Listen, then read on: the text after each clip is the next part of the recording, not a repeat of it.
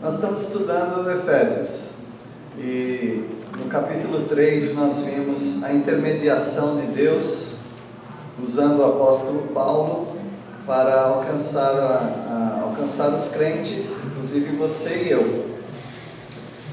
E nosso Deus usou o apóstolo Paulo para desvendar o mistério que nós não sabíamos, nós não conhecíamos. Eu estou falando nós, mas para aqueles que são os primeiros crentes, aquilo era muito importante para eles, porque eles não sabiam que judeus e gentios estariam juntos num só corpo chamado igreja. Então o apóstolo Paulo foi usado por Deus para mostrar esse segredo que estava oculto no coração de Deus apenas, e ele transmite isso através do apóstolo Paulo para todos nós sabermos. E uma das intermediações também foi que Deus usou o apóstolo Paulo para orar pelos crentes efésios e para orar por todos os crentes que viriam depois deles. E nessa oração ele destaca que nós carregamos o nome do Pai, e assim é uma família. Ele diz que toda a família carrega o nome do Pai Celestial. Judeus e gentios, nós falamos que havia na igreja livres e escravos dentro da mesma igreja, pobres e ricos, homens e mulheres. Isso foi uma mudança muito grande para a mentalidade judaica, e todos levavam o mesmo nome, o nome do Pai Celestial, e eles faziam isso porque eles estavam em Cristo Jesus, que é o nosso irmão mais velho. E ele fala que a nossa família, ela está reunida em unidade, como nós vamos ver hoje, mas não só aqui na terra, e não só aqui nessa igreja, por exemplo. Essa igreja local é um pequeno grupo, mas existem outras igrejas locais espalhadas por essa cidade, pelo mundo todo. E além de todos esses crentes, que alguns nem conhecem um ao outro pessoalmente, mas são unidos em Cristo Jesus, ele fala também que essa família está estendida no céu, porque alguns que estiveram entre nós já estão com o Senhor no céu, e um dia nós vamos nos encontrar todos. Imagina que delícia que vai ser nós estarmos todos juntos. E o apóstolo Paulo passa a orar, e nessa oração ele destaca algumas coisas, principalmente que Cristo Jesus habite nos nossos corações. Ele já habita através do Espírito Santo, mas parece-nos, os comentaristas acham isso, nós lendo e pensando e juntando uma escritura com a outra, nós só chegamos a uma conclusão, que a única maneira de Cristo habitar mais do que Ele habita o crente, porque ele já habita permanentemente o crente, mas como que ainda teria uma oração para habitar o crente? Então nós chegamos à conclusão, para que o Senhor Jesus não apenas habite, mas que Ele se sinta bem dentro de nós. E nós temos passagem das Escrituras que dizem que às vezes Deus não se sente bem dentro de nós. O Espírito Santo fica apagado, extinguido e também entristecido dentro de nós. Às vezes nós agradamos a Deus, mas outras vezes nós não agradamos. A oração do apóstolo Paulo é que Cristo Jesus fique bem à vontade dentro da nossa casa, que é o nosso coração. Quando você vai receber um visitante ilustre, você dá um tapa na casa. Você deixa a casa bem arrumadinha. Você deixa todas as coisas bem confortáveis para que o seu visitante ilustre se sinta bem. O Senhor Jesus Cristo não é apenas um visitante, Ele já é um morador permanente. E nós podemos deixá-lo bem à vontade ou deixar num cantinho do quarto de bagunça da nossa casa e não prestarmos atenção que nós temos uma pessoa muito maravilhosa morando dentro de nós. E Ele quer que isso aconteça, porque se isso acontecer, ou seja, se Cristo habitar nos nossos corações, estiver bem à vontade dentro de nós, nós vamos conhecer o amor dele. Muitos não conhecem o amor de Deus porque não têm intimidade com Deus. Mas se nós tivéssemos essa intimidade, nós compreenderíamos a largura, conforme diz o versículo 18, o comprimento, a altura e a profundidade do amor de Deus. Podemos pensar que a largura refere-se ao mundo inteiro, porque Deus amou o mundo de tal maneira. Ele ama. O comprimento nos fala de extensão, nos fala da infinitude e eternidade de Cristo Jesus. Esse é o amor dele. Nunca você vai ficar sem o amor de Cristo, se você é dele. E também a altura, porque o amor dele não é terrestre, terreal, mas é o amor divino. E a profundidade, mostrando que ele veio até nós, na profundidade do nosso ser, da nossa vida terrena, para nos alcançar. Então o amor dele é completo. Você conhecerá esse amor à medida que Cristo Jesus está à vontade dentro do seu ser. Aí alguém pode dizer, mas isso é impossível acontecer.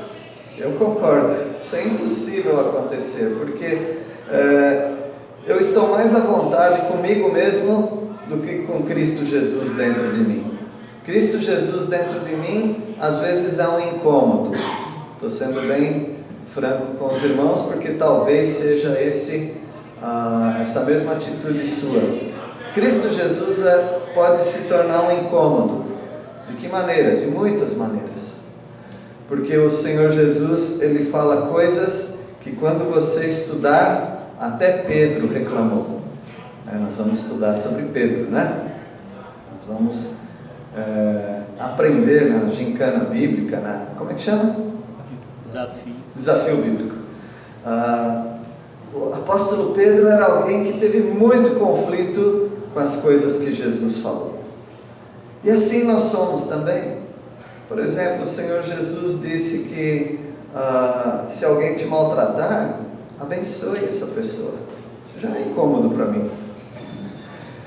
O Senhor Jesus disse que se alguém te obrigar a andar uma milha, ande 2. O Senhor Jesus nos fala que se alguém nos ferir num lado da face, oferecer outro. Isso é muito incômodo para nós. E o Senhor Jesus disse que quem amar pai, mãe, a família mais do que a Ele mesmo não pode ser seguidor dele. Tem muitas coisas que Jesus disse que é um incômodo para mim. Então parece que fica impossível deixar Jesus bem à vontade. Nós sempre estamos falando, Jesus, agora não, por favor, vai lá para o quartinho do fundo. Mas Ele fala que se nós fizermos isso, nós vamos conhecer uma intimidade que nós não tínhamos com o Senhor Jesus. E aí no versículo 20 ele fala para nós assim, o apóstolo Paulo dizendo, que mesmo que pareça difícil, isso, Ele é poderoso para fazer infinitamente mais do que tudo quanto pedimos ou pensamos. Se você quer ter essa comunhão, essa intimidade com o Senhor Jesus, comece a pensar nisso, comece a pedir, e Ele vai abrir as portas para você de uma maneira infinita. Não há limite para você ter intimidade com Jesus Cristo. Não há limite. Com as pessoas nós sabemos que há um limite. Há um limite para a intimidade com as pessoas. Você pode ir até um ponto com as pessoas, mas não dá para avançar mais, porque você teria que estar dentro da pessoa. Isso é impossível. Mas com o Senhor Jesus é diferente. Ele mora dentro daquele que crê. E se nós pedirmos, nós pensarmos, Ele vai operar em nós esse desejo e esse pensamento. E Ele vai operar como? Conforme o poder dele. E nós já vimos também que o poder é o poder do Espírito Santo que habita em nós. E por isso que o apóstolo Paulo termina essa sessão, dizendo: a Ele seja a glória na igreja e em Cristo Jesus, por todas as gerações, para todos sempre. Amém. Então ele não estava pensando só nos Efésios quando ele orou assim, porque ele fala por todas as gerações. Isso inclui a nossa geração. Provavelmente daquela época até agora tenha passado aí umas 40 gerações. E nós estamos aí sendo abençoados com essa oração do apóstolo Paulo. Agora nós partimos para uma outra sessão do livro. E aqui é a segunda parte de Efésios. Efésios, para todo estudante básico das Escrituras, sabe que Efésios compreende duas partes. A primeira parte são os primeiros 3 capítulos e a segunda parte os outros 3 capítulos. A primeira parte fala da nossa posição em Cristo Jesus. Aquilo que você é e não sabia. Aquilo que você é e não vê. Porque é algo muito maior do que essa dimensão. Ou seja, você está em Cristo Jesus, assentado nos lugares celestiais. Essa é a sua posição. Você é santo, separado para Ele. Ele te vê como alguém sem pecado. Essa é a sua posição. Mas como disse alguém, no céu, ó que glória, aqui na terra é outra história. Então, nós sabemos da nossa posição. E a nossa prática?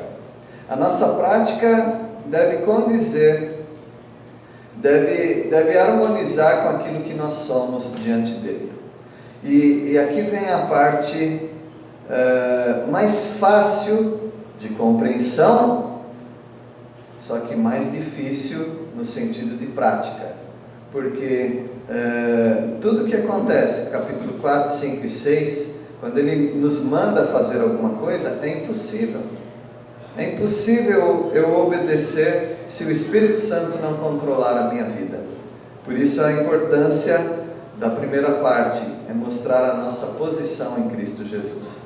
Mostrar que Ele, não nós, Ele é poderoso para fazer infinitamente mais do que tudo quanto pedimos ou pensamos, conforme o seu poder que opera em nós. O poder não é nosso, mas ele é operado em nós.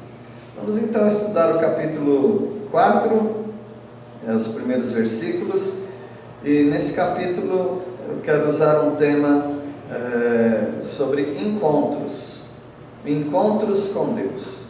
Você quer se encontrar com Deus, você quer ter intimidade com Ele, e você encontra Deus em alguns momentos da sua vida cristã, da sua jornada cristã. Um momento que você encontra é na unidade do corpo. Você encontra Deus na unidade do corpo. A gente chega a ter dó dos crentes que acham que não precisa de igreja, porque eles estão perdendo a substância da igreja. Qual a substância da igreja? Unidade. Unidade. É algo fora de nós. Não é algo que agora eu vou ter unidade com as pessoas. Você não consegue fazer isso. O máximo que você consegue é dizer e fazer: eu vou ter união com as pessoas. Porque união é uma aglomeração de pessoas para fazer várias coisas.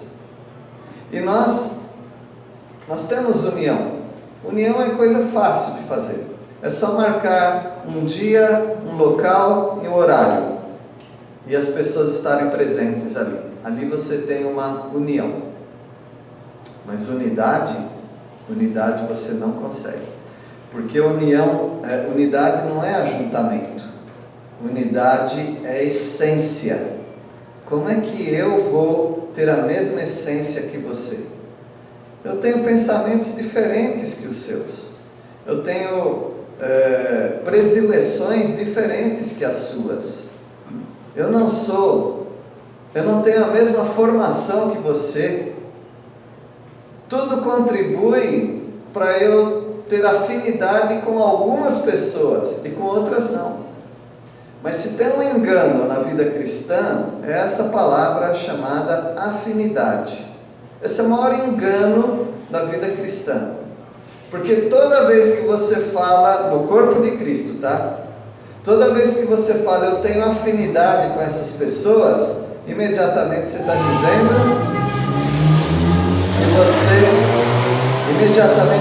dizendo que você não tem afinidade com outras pessoas. A vida cristã não permite isso. A vida cristã, o corpo de Cristo, ele permite unidade. Um em um. Nós somos ligados um a um e um em um. E por isso, então, nós vamos ver que você encontra Deus na unidade. Unidade do corpo de Cristo. Você encontra Deus na diversidade. Diversidade do quê? De dons. Cada pessoa aqui tem uma habilidade, eu não estou falando de habilidade natural. Habilidade natural nós temos também. Deus fez todas as pessoas com habilidade natural. Mas nós temos dons dados por Deus. Dom já é dado, né? Dom já é um presente. Dons dados por Deus para cada um, para nessa diversidade de capacidades o corpo funcionar bem. Então nós precisamos disso.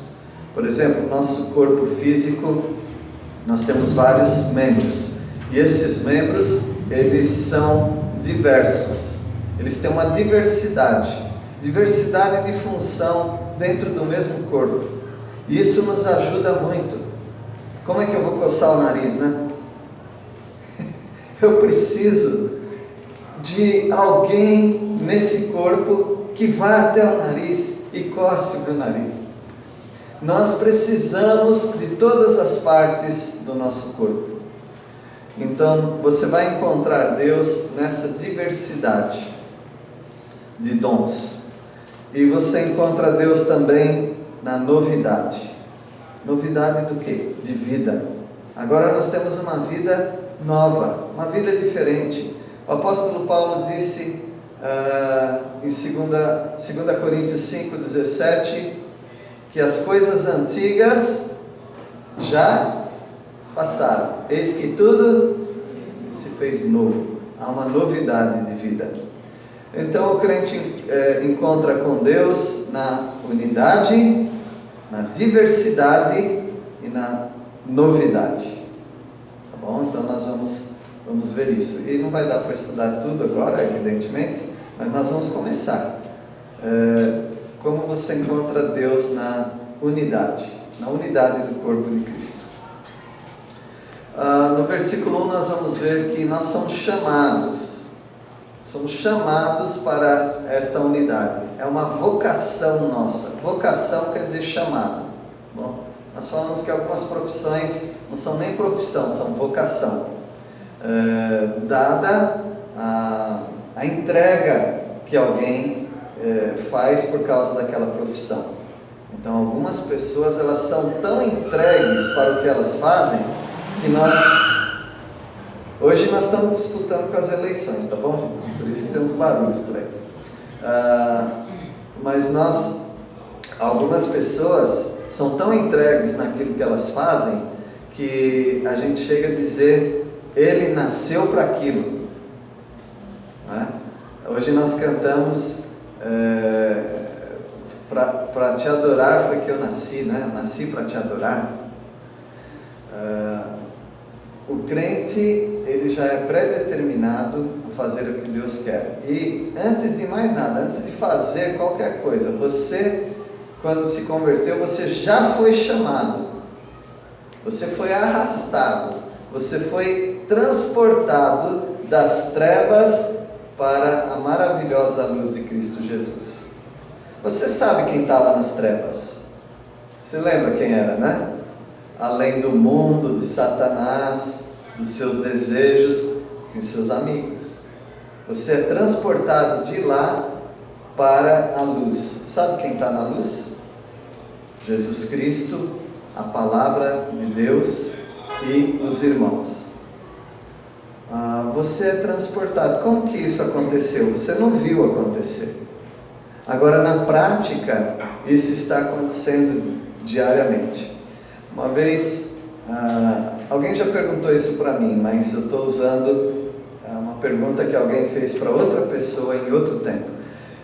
A pessoa disse, eu indo para a igreja, eu tenho que desfazer das minhas amizades? E a pessoa disse corretamente, não, você não precisa fazer. Elas vão desfazer da amizade com você. Então isso vai acontecer com muitas pessoas. Você, quando vem para a luz de Cristo Jesus, você passa a ter outros interesses e outras prioridades. E as pessoas que te acompanhavam, você as acompanhava, elas começam a achar que você não é mais uma pessoa interessante. E por isso elas começam a te descartar. Não estou incentivando ninguém a deixar as amizades, deixam as coisas acontecer como elas vão acontecer mesmo. Seja luz para as pessoas. Mas a palavra de Deus nos diz no primeiro versículo, rogo-vos, pois eu, o prisioneiro no Senhor, ele estava preso, né? O dirigente já falou isso, que andeis de modo digno da vocação a que fostes chamados. Então você precisa andar agora, guardem isso, a partir do capítulo 8, a ênfase vai ser, você precisa, você deve, você tem que fazer, porque agora é prática. E nessa prática o pregador pode errar muito, tá? Porque quando a gente começa a querer dar muitas aplicações, a gente fala coisa até que não está na Bíblia. Mas preste atenção nos versículos, que vai ser muito mais importante para você. Então, Paulo está pedindo ou mandando, porque Deus que está orientando Paulo, para nós andarmos de uma maneira digna. Como que se anda de uma maneira digna? E digno do quê? Da vocação a que foste chamados. Nenhuma igreja, nenhuma liderança, nenhuma pessoa tem que dizer para você como viver a vida cristã. Elas podem te instruir, te ajudar, mas quem fala para você viver a vida cristã e como viver é a própria palavra de Deus. Então Paulo, ele não dá aqui, ele não dá, mais para frente ele vai fazer isso, mas ele não dá aqui nesse versículo muitas dicas para nós. Ele só diz, andem da maneira certa, segundo a vocação que vocês foram chamados. Ou seja, nós fomos chamados para quê? Nós fomos chamados para ter comunhão, intimidade com o nosso Deus. A partir daí você vai começar a perceber o que é andar com Deus e o que não é andar com Deus. Agora, não vamos fazer lista. Quem fuma anda com Deus, quem bebe anda com Deus, quem vai ao cinema, quem assiste jogo no estádio ou na televisão, aí você começa a fazer uma lista e você não vai dar conta de responder tudo isso. Deixa que o Senhor fale com você. Deixa que Deus fale com você. Eu posso andar com tal pessoa? Deixa que o Senhor fale. Eu posso namorar ou me casar com tal pessoa? Deixa que o Senhor fale com você. Ele dá muitas e muitas diretrizes para nós. Mas, em primeiro lugar, você precisa orar a Deus. Senhor, eu quero andar de modo correto. Você acha que Deus responderia uma oração dessa? Eu quero andar de modo correto. Lembre-se, Ele é poderoso para fazer infinitamente mais de tudo quanto pedimos ou pensamos. Quando você está orando, Ele já está trabalhando, mas você precisa orar conforme as prioridades que Deus tem. Aqui é uma prioridade. Minha prioridade na vida cristã: andar de modo digno. Eu não posso ser uma pessoa indigna para seguir ao Senhor. No versículo 2, ele já começa aqui a estender mais o que é andar de modo digno. Ele fala que nós, crentes, precisamos ser suporte um para o outro. Precisamos ser suportes um ao outro. O que é um suporte? Eu não vou nem perguntar, porque eu ia perguntar assim: quem aqui é da época que o filtro de beber água ficava no canto da casa com uma pedra de mármore? Alguns, né? Aquilo era um suporte. Aquilo era um suporte. Porque o filtro de barro não é uma coisa leve. Mas era chumbado de uma tal maneira na esquina, assim, aquela pedra, que ela aguentava aquele peso. Imagine que você é um suporte para os seus irmãos. Alguns irmãos são mais pesados do que outros. Alguns irmãos são mais difíceis do que outros. Alguns, a gente fala, é difícil, viu? Mas Deus está falando, você tem que ser suporte. Parece que quanto mais difíceis forem algumas pessoas, alguns crentes, Deus vai usar os crentes mais fortes, que podem ser suporte para esses crentes. Versículo 2 diz assim: andando de modo digno da vocação, né? Com toda humildade e mansidão, com longanimidade, suportando-vos uns aos outros em amor. Eu suporto, eu tolero. Não é esse o sentido. Eu não suporto esse sujeito. Então não é suportar nesse sentido, não aguento mais, estou tolerando. Não é isso. Mas é em amor. É fazer com que aquela pessoa cresça, que aquela pessoa não caia. Por que ela não vai cair? Porque eu estou suportando, sustentando aquela pessoa. Aí você pode pensar, mas é Deus quem faz isso. Sim, Deus faz isso, mas através de você. Ele está dizendo que uma maneira de andar corretamente no corpo de Cristo é esta: você andar com humildade, andar com mansidão. E a gente não vai trabalhar tanto nessas palavras para explicar cada uma, porque são palavras bem conhecidas, né? E o conceito mais ou menos conhecido também. Jesus era humilde e Jesus era manso, então você tem que andar igual a Jesus. Com longanimidade, é uma palavra composta de dois conceitos: longo e ânimo, ou seja, um ânimo longo, uma elasticidade, aplicar suas emoções, sua perseverança em algum assunto. E qual assunto? Em suportar os irmãos. Vai um pouquinho mais com ele. Nunca diga, esse aqui não tem jeito mais, porque Deus já fez grandes milagres. Inclusive esse que está escrevendo é um milagre. O Senhor o salvou, pessoas tiveram paciência com ele, e ele foi uma pessoa grandemente usada pelo Senhor. E vamos suportar uns aos outros em amor. Eu não falei que era impossível? É impossível viver a vida cristã. Você tem que fazer isso, mas você não consegue. Então o que você faz? Você ora. Ora a Deus para que o Espírito Santo te ajude a agradar a Deus. Versículo 3 agora. Algo que nós aprendemos aqui: a unidade não precisa ser criada, ela precisa ser preservada.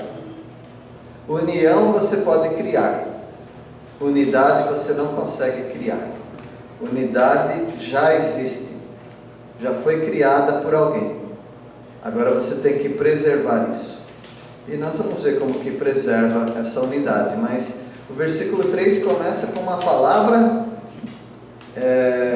que já te chama a uma responsabilidade.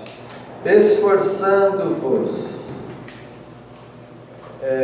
O que a vida cristã precisa de esforço.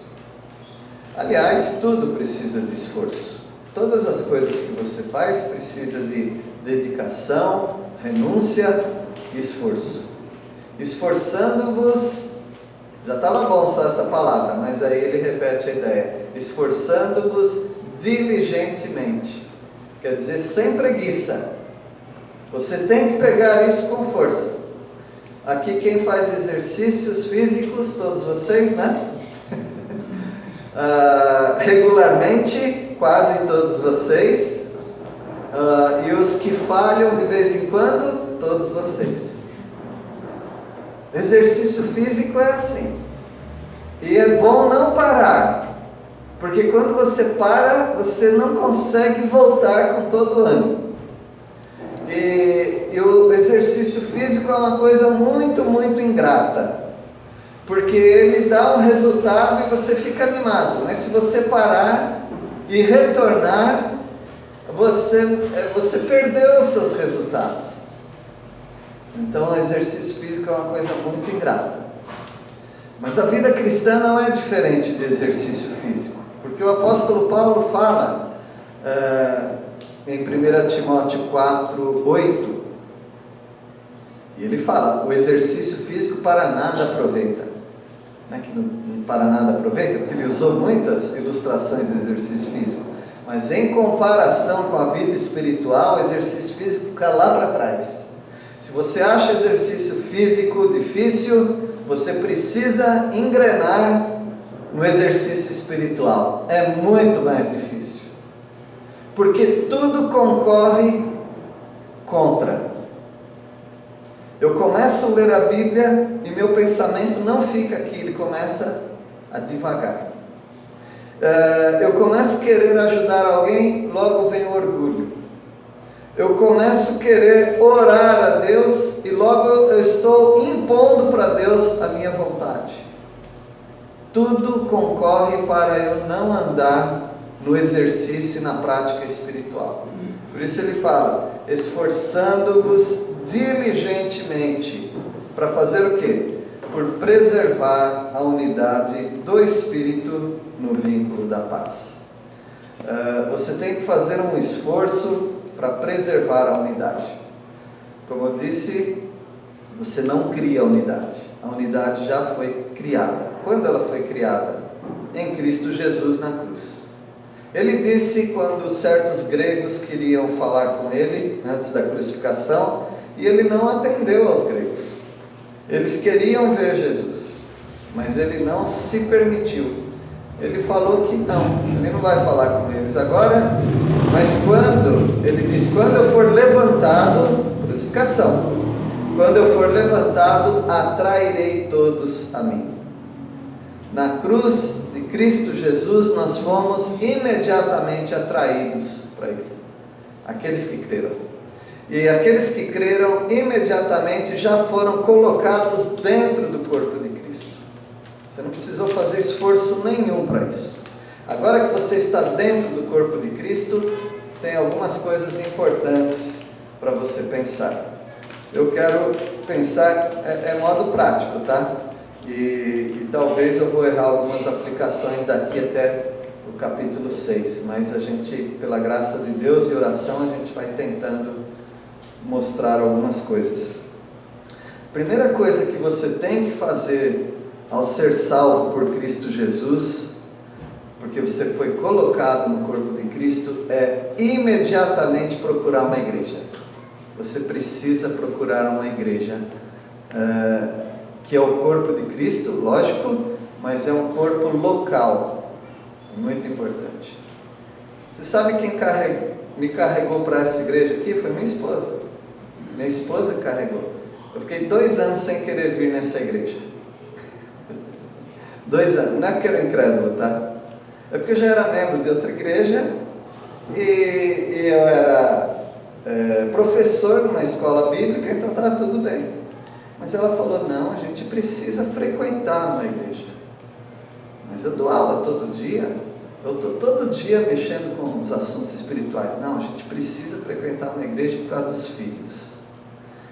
Então ela queria me trazer para essa igreja aqui. Aí ela me trouxe para essa igreja. E ela orou bastante tempo, porque a gente trabalhou numa igreja em Ouro Fino, e 3 anos depois a gente veio para essa igreja. Não era aqui, né? Os mais velhos lembram onde era a reunião dessa igreja. E daí nós íamos só frequentar. Mas aí os irmãos nos convidaram para ajudar a igreja, e aqui estamos, né, como membros e também ajudando a igreja de alguma maneira na direção. Foi muito bom aqui. A minha visão aumentou. Minha esposa já tinha essa visão, mas eu ainda não tinha. Minha visão aumentou quanto à igreja local. E hoje eu tenho trabalhado isso, tentado, né, mostrar para os alunos a importância de estar numa igreja local. E sempre vem alunos de Peniel aqui, né? Sempre nós temos alunos de Peniel. É muito bom, a gente se alegra muito de ter os alunos aqui. Por quê? Eles são membros da igreja deles. O máximo que eles podem estar numa igreja local é uma igreja onde eles vão visitar, porque eles estão longe da igreja deles. Mas, meus irmãos, crentes que não estão numa igreja local é muito preocupante. Porque não estar numa igreja local é ir exatamente contra o que o versículo 3 está falando. Porque você tem que se esforçar diligentemente por preservar a unidade. E qual a maneira de preservar a unidade? Estando com os irmãos. Estando com os irmãos. É você partir para a união. Tem um salmo que fala disso, Salmo 133. Ó quão bom que os irmãos vivam em união. Então, a unidade já existe. Você precisa estar num lugar para praticar a unidade. A unidade precisa ser praticada, esforçando-vos diligentemente. Esforçando-vos diligentemente. Para estar numa academia fazendo esporte, você precisa se esforçar demais. Para exercitar na vida cristã, você precisa se esforçar.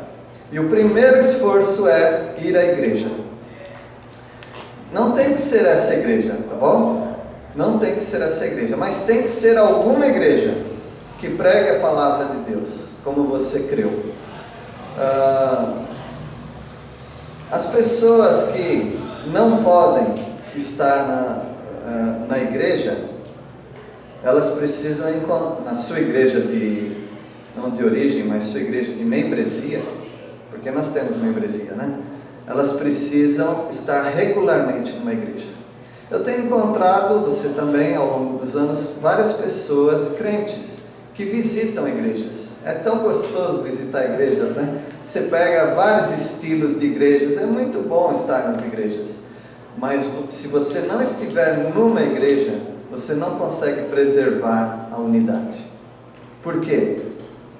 Por causa do segundo ponto da nossa mensagem, que não vai ser hoje. Você encontra Deus na diversidade de dons.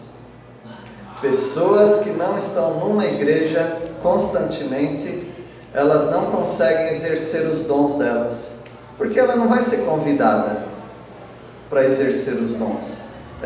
Às vezes ela nem pode fazer isso, porque ela já tem compromisso com outra igreja de onde ela é membro.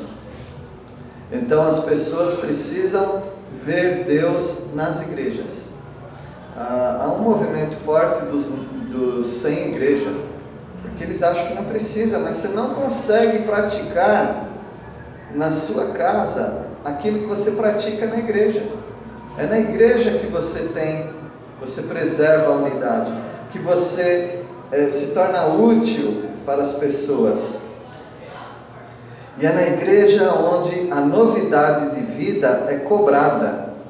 Se você estiver em casa, ninguém cobra nada de você.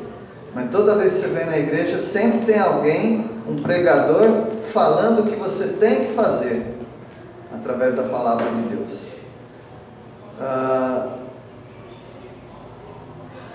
O versículo 3 ainda diz: esforçando-nos diligentemente por preservar a unidade do Espírito no vínculo da paz. Há uma ligação dos crentes chamada paz. O ambiente evangélico, o ambiente dos crentes, é um ambiente de muita paz. É um refúgio, é um oásis, é uma fuga do mundo, das dificuldades que nós passamos e até dos pecados. E na igreja você tem oração, para que você deixe de algumas coisas difíceis da sua vida. Na igreja você tem apoio, aconselhamento, para você que está numa novidade de vida. E na igreja você tem prestação de contas. Você precisa de prestação de contas. Só de estar aqui já é uma prestação de contas. Porque as pessoas que não estão aqui hoje, tá? Me entendam. As pessoas que não frequentam regularmente a igreja, quando elas vêm, elas se sentem culpadas. Não tem ninguém acusando, mas elas se sentem acusadas. E elas já vão entregando os pontos. Eu tenho faltado muito, né? Não estou falando nada. É você que está falando. Porque as pessoas, ao entrar na igreja, elas já estão prestando contas. Está sumido, hein? Então a igreja, ela se presta para treinar a unidade, preservar a unidade, para desenvolver a diversidade de dons e para prestar contas sobre a sua nova vida com Cristo Jesus. Então é uma bênção, igreja. Igreja é uma bênção. É a única maneira. Alguém diz assim, não é a única, mas é uma muito importante. Eu diria não, é a única maneira de você crescer na vida cristã, é na igreja local. Eu falo para os alunos de Peniel, vocês são alunos de Peniel. É muito bom para aprender a Bíblia, mas a unidade do Espírito é na igreja local, é na sua igreja local. Nunca esqueça dela. E o versículo 4, na verdade o 4, 5 e 6, aqui poderia ser um outro estudo, que se chamaria os 7 uns. Os 7 uns. Por quê? Tudo aqui é um ou uma. A unidade de Cristo Jesus é composta de 7 elementos. E aqui estão os 7 elementos que rapidamente você pode descobrir. No versículo 4, você descobre que há um Senhor, uma fé e um batismo. Já são 3, né? Aqui versículo 4. Há somente um corpo e um espírito, como também fostes chamados numa só esperança da vossa vocação. Não, é o versículo 5 que fala isso, né? No versículo 4, um corpo e um espírito e uma esperança. Um corpo. Quantas igrejas evangélicas tem em Jacutinga? Uma vez alguém me disse que estava contando e fazendo uma pesquisa e contou, agora não me lembro exatamente o número, mas era algo em torno de 70 ou mais de 70 igrejas evangélicas. Eu falei, onde é que você encontrou? Eu nunca vi tanta igreja assim em Jacutinga. Ele falou que tem umas que nascem e já morrem, né?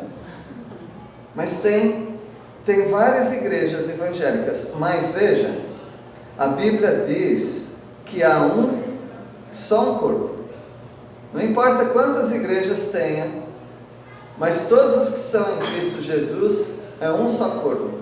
Eu não sou um corpo diferente dos meus irmãos das outras igrejas aqui de Jacutinga, tá bom? Eu concordando com eles ou não, se são crentes, ou os que são crentes em Cristo Jesus são um corpo comigo. Então há um só corpo. Há também um só Espírito. embora alguns achem diferente. Alguns acham, eu tenho mais espírito que você. Não, mas é um só espírito. Não importa o que você faz, o que você pensa, só há um espírito, o Espírito Santo, que nos une, todos nós os crentes. E também há uma esperança. O crente não tem duas esperanças. Ele tem uma esperança só. A não ser aquele que é casado com uma mulher chamada Esperança, né? Mas isso já é outra coisa. Mas os crentes têm uma esperança. Qual a esperança que nós temos? A de morar no céu. Essa, morar com Cristo Jesus. Então temos aqui um corpo, um espírito, uma esperança. Versículo 5, tem mais 3. Um Senhor, uma fé e um batismo. Versículo 5. Há um só Senhor, uma só fé, um só batismo. Um Senhor, quem é? Jesus Cristo. É Ele quem nos une. Não tem mais do que um Senhor. Só Jesus Cristo. Há uma só fé. Não é assim, você crê de um jeito, eu creio de outro. Não, há uma só fé em Cristo Jesus. Da maneira como Ele falou que nós deveríamos nos aproximar. Não por obras nossas, mas pela graça de Cristo Jesus, por meio da fé. É essa fé. Nós somos ligados em Cristo Jesus. E há um só batismo. Não tem vários batismos. O batismo é, o Espírito Santo nos colocou dentro do corpo de Cristo. Batismo quer dizer colocar dentro. Então Ele nos colocou dentro do corpo de Cristo. É esse o batismo. O outro batismo é uma forma de mostrar que isso é verdade, que é o batismo em água, ou com água, né? Mas há um batismo só. E finalmente aqui no versículo 6, há um Deus Pai. Não há dois deuses, há só um Deus, não há dois pais, há um Pai somente. Então, versículo 6, um só Deus e Pai de todos, o qual é sobre todos, age por meio de todos e está em todos. Não todos o mundo inteiro, todos o corpo de Cristo, os crentes. Então, meus irmãos, nós temos aqui os 7 uns. Um só corpo, um só Espírito, uma só esperança, um só Senhor, uma só fé, um só batismo, um Deus e Pai. Um Deus que é Pai, um só Deus. E a graça de Jesus que nos une, encerrando com o versículo 7. E a graça foi concedida a cada um de nós segundo a proporção do dom de Cristo. Então é a graça, é o presente dele que nos une. Muito importante isso. O que nós devemos fazer, sempre haverá essa expressão, o que devemos fazer? Preservar a unidade. Como é que preserva a unidade? Você não precisa criar a unidade, você só tem que preservar. E como é que preserva a unidade no corpo de Cristo aqui na terra? Não tem outra maneira, só numa igreja local. Encontre a sua e seja bênção ali, numa igreja local. Porque na igreja local você treina a unidade, você desenvolve os seus dons e você presta conta da sua vida de crente. Às vezes não é possível, porque a pessoa está em outra cidade, então ele pede permissão para a igreja local dele para frequentar uma outra igreja. E ser bênção naquela igreja também. Que Deus os abençoe. Deus, obrigado pela Tua palavra, agradecemos pela unidade que temos em Cristo Jesus. Obrigado, Deus, porque podemos nos esforçar diligentemente para preservar essa unidade e pedimos a Deus que todos tenham esse interesse de estar num corpo local, numa igreja local, desenvolvendo suas habilidades, seus dons e também prestando contas da sua vida cristã. Oramos por isso em nome de Jesus. Amém.